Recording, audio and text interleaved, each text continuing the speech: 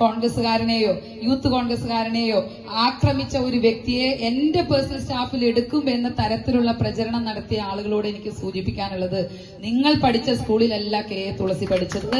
ഞാൻ പഠിച്ചത് മറ്റൊരു സ്കൂളിലാണ്, മറ്റൊരു കോളേജിലാണ്. മറ്റൊരു കാര്യം എനിക്കിവിടെ സൂചിപ്പിക്കാനുള്ളത്, ഇന്ന് രാവിലെ മുതൽ വ്യാപകമായി സോഷ്യൽ മീഡിയയിലൂടെ എനിക്കെതിരെ ഒരു വ്യാപകമായ ആക്രമണം നടന്നുകൊണ്ടിരിക്കുകയാണ്. കാരണം എന്റെ പേഴ്സണൽ സ്റ്റാഫിൽ ഒരു ഡിവൈഎഫ്ഐയുടെ നേതാവിനെ വെച്ചു എന്നൊക്കെ തരത്തിലുള്ള ഫോട്ടോയടക്കം, എന്റെയും എംപിയുടെയും ഒക്കെ ഫോട്ടോ അടക്കം വെച്ചുകൊണ്ടുള്ള ഒരു പ്രചരണം നടത്തിക്കൊണ്ടിരിക്കുകയാണ്. അപ്പൊ ഈ MLA ഓഫീസ് ഉദ്ഘാടനം ചെയ്യുന്ന ദിവസം തന്നെ ഇത്തരത്തിൽ എന്തുകൊണ്ട് ഇങ്ങനെ ഒരു പ്രചരണം വന്നു എന്നുള്ളതിൽ പലരും എന്നോട് സംശയം പ്രകടിപ്പിക്കുകയുണ്ടായി. എനിക്കും ആ സംശയമുണ്ട്, എങ്കിലും ഞാൻ അങ്ങനെ പറയുന്നില്ല, പരസ്യമായിട്ട് പറയാൻ ആഗ്രഹിക്കുന്നില്ല. പക്ഷേ ഒരുപാട് വർഷക്കാലം പാലക്കാടിന്റെ പ്രിയങ്കരനായിട്ടുള്ള MPയുടെ ഡ്രൈവറായിട്ട് പ്രവർത്തിച്ച ഒരു വ്യക്തി, അതുപോലെ തന്നെ മുൻ യൂത്ത് കോൺഗ്രസിന്റെ സംസ്ഥാന പ്രസിഡന്റിന്റെ ഡ്രൈവറായിട്ട് പ്രവർത്തിച്ച ഒരു വ്യക്തി, ഇപ്പോൾ മന്ത്രിയുടെ ഡ്രൈവറായപ്പോൾ എങ്ങനെയാണ് അയാൾ ഡിവൈഎഫ്ഐക്കാരനായിട്ട് മാറിയത്, പെട്ടെന്ന് പൊടുന്നനെ മാറിയത് എന്ന് എനിക്കറിയില്ല. അപ്പോ യൂത്ത് കോൺഗ്രസിന്റെ പ്രസിഡന്റായിട്ട് പ്രവർത്തിച്ചപ്പോ അയാൾ നല്ലവനായിരുന്നു, അതുപോലെ MPയുടെ ഡ്രൈവറായിട്ട് പ്രവർത്തിച്ചപ്പോഴും അദ്ദേഹം നല്ലവനായിരുന്നു.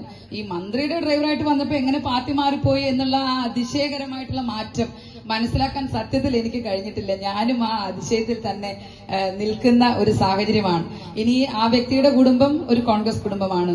അദ്ദേഹത്തിന്റെ വീട്ടിൽ നിന്ന് തന്നെ ഈ കഴിഞ്ഞ പഞ്ചായത്ത് തെരഞ്ഞെടുപ്പിൽ DCC കൈപ്പത്തി ചിഹ്നം കൊടുത്ത് ഈ പഞ്ചായത്ത് തെരഞ്ഞെടുപ്പിൽ സ്ഥാനാർത്ഥിയായിട്ട് മത്സരിച്ചിട്ടുണ്ട്. പിന്നെ എങ്ങനെ ഈ എന്റെ ഡ്രൈവറായപ്പോ ഇദ്ദേഹം മാത്രം എങ്ങനെ ഡിവൈഎഫ്ഐ ആയി എന്ന് എനിക്കറിയില്ല. മുണ്ടൂർ കുമ്മാട്ടി ഉത്സവം നടക്കുന്ന സമയത്ത് നിങ്ങൾക്ക് എല്ലാവർക്കും അറിയാം, അവിടെ പന്തലൊക്കെ കെട്ടിക്കൊടുക്കുന്നത് കോൺഗ്രസ് പാർട്ടിയാണ്.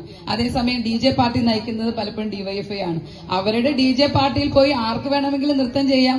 അത് ഇന്ന പാർട്ടിയെന്നോ ഇന്ന വ്യക്തിയെന്നോ ഇല്ല, ആർക്കും, സ്ത്രീകൾക്കും പെൺകുട്ടികൾക്കും ആൺകുട്ടികൾക്കും ചെറുപ്പക്കാർക്കും ഒക്കെ നൃത്തം ചെയ്യാം. അങ്ങനെ നൃത്തം ചെയ്യുന്ന ഒരു വീഡിയോയിൽ നിന്ന് ആ ചെറുപ്പക്കാരന്റെ മുഖം അടിച്ചു മാറ്റി അത് കാടിറക്കി എനിക്കെതിരെ കളിച്ച ആളുകൾക്കെതിരെ, കളിപ്പിച്ച ആളുകൾക്കെതിരെ ഒന്നും ഒരു കമന്റും പറയാൻ ഞാൻ ആഗ്രഹിക്കുന്നില്ല. കോൺഗ്രസുകാരനെയോ യൂത്ത് കോൺഗ്രസുകാരനെയോ ആക്രമിച്ച ഒരു വ്യക്തിയെ എന്റെ പേഴ്സണൽ സ്റ്റാഫിൽ എടുക്കും എന്ന തരത്തിലുള്ള പ്രചരണം നടത്തിയ ആളുകളോട് എനിക്ക് സൂചിപ്പിക്കാനുള്ളത്, നിങ്ങൾ പഠിച്ച സ്കൂളിലല്ല കെ തുളസി പഠിച്ചത്. ഞാൻ പഠിച്ചത് മറ്റൊരു സ്കൂളിലാണ്, മറ്റൊരു കോളേജിലാണ്.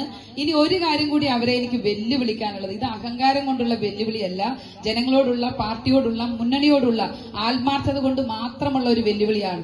എന്റെ പേഴ്സണൽ സ്റ്റാഫിൽ ഇരിക്കുന്ന ഈ പറയപ്പെടുന്ന ചെറുപ്പക്കാരനായിട്ടുള്ള ഡ്രൈവർ, അദ്ദേഹം ഏതെങ്കിലും ഒരു കോൺഗ്രസുകാരനെ അല്ലെങ്കിൽ ഏതെങ്കിലും ഒരു യൂത്ത് കോൺഗ്രസുകാരനെ ഏതെങ്കിലും തരത്തിലുള്ള അതിക്രമമോ ആക്രമണമോ നടത്തിയ വ്യക്തിയാണെങ്കിൽ അതിനൊരു തെളിവ് നിങ്ങൾ എന്റെ മുന്നിൽ കൊണ്ടുവരികയാണെങ്കിൽ, അതുപോലെ ഡിവൈഎഫ്ഐയുടെ മെമ്പർഷിപ്പ് അദ്ദേഹത്തിനുണ്ട് എന്ന് നിങ്ങൾ ഒരു വിശ്വസിക്കാൻ കഴിയുന്ന തെളിവ് എനിക്ക് കൊണ്ടുവരികയാണെങ്കിൽ അടുത്ത നിമിഷം ഈ പറയപ്പെടുന്ന സ്റ്റാഫ് എന്റെ പേഴ്സണൽ സ്റ്റാഫ് അംഗങ്ങളുടെ കൂട്ടത്തിൽ ഉണ്ടാവില്ല എന്നുകൂടി അടിവര ഇട്ടുകൊണ്ട് പറയാൻ ഞാൻ ആഗ്രഹിക്കുകയാണ്. അതുകൊണ്ട് അത്തരത്തിൽ പ്രചരണം നടത്തുന്ന ആളുകൾ അതിൽ നിന്ന് പിൻവാങ്ങി പോകുന്നതാണ് നിങ്ങൾക്ക് നല്ലത്.